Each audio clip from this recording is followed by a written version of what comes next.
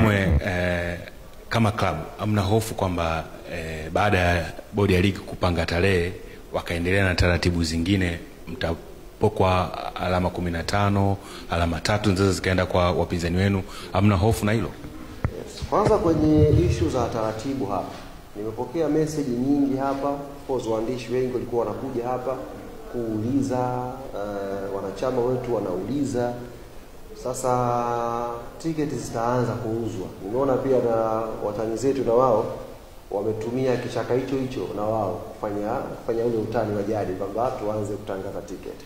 Kimsingi hawatanii. Walichokizungumza hawa watani zetu kwamba Yanga watangaze tiketi, ndio kanuni zinaelekeza hivi. Asitokee mtu akabadilisha hapa. Yaani wanachokiulizia wao ndio sahihi, kwa sababu yes, msimu uliopita tulikuwa tunatumia vendor wa bodi ya ligi. Msimu huu maboresho ya kanuni, kila klabu imetakiwa itafute vendor wake wa tiketi. Yaani naye anakuuzia tiketi.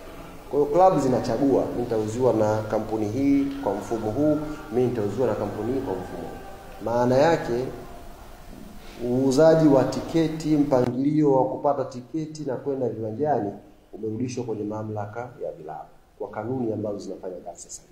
Sasa basi, sisi Yanga baada ya kutoa kanuni tuliendelea kufanya kazi na NCAD. Tulifanya tathmini yetu tukajiridhisha kwamba NCAD kwa kipindi ambacho wametuhudumia kwenye matukio yetu wametuhudumia sahihi. Kwa hiyo hakuna sababu ya sisi kuwakacha. Kwa hiyo tukawaandikia NCAD, tukaendelea kufanya nao kazi. Kwa hiyo hata mechi hii tiketi zake ziko chini ya Yanga kwa kupitia NCAD. Sasa NCAD hawezi kuweka tiketi kwenye mfumo kama Yanga hatujasema tiketi na mfumo. Hawezi kutangaza vituo vya kuuzia tiketi kama Yanga hatujasema vituo ni hivi. Hiyo ni kwa mujibu wa kanuni. Sio kwa mujibu wangu mimi au nini, ni kwa mujibu wa kanuni. Kwa hiyo asitokee mtu akaaminisha watu kwamba kuna namna nyingine ya kuingia uwanjani bila timu mwenyeji kusema. Kwa sisi ndio tuna vendor wetu. Mamlaka yarudishwa kwetu kikanuni. Kwa hiyo sisi tunaamua sasa, bwana wewe tuuzia tiketi, bei zitakuwa hizi na vituo ni hivi elekezi.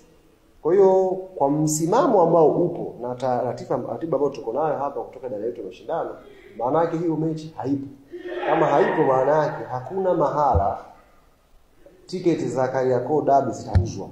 As long as the club haijakubaliana NCAD kuuza tiketi. Hakuna mahala, hakuna jinsi NCAD au mtu mwingine akauza ticket on behalf of Yanga. There is no way mtu mwingine akasimama akasema sasa ticket zinapatikana Kariakoo gerezani, ticket zinapatikana sijui Yombo au Buza kwa Lulenge, bila kutu consult Yanga, kwa sababu kanuni inatulinda.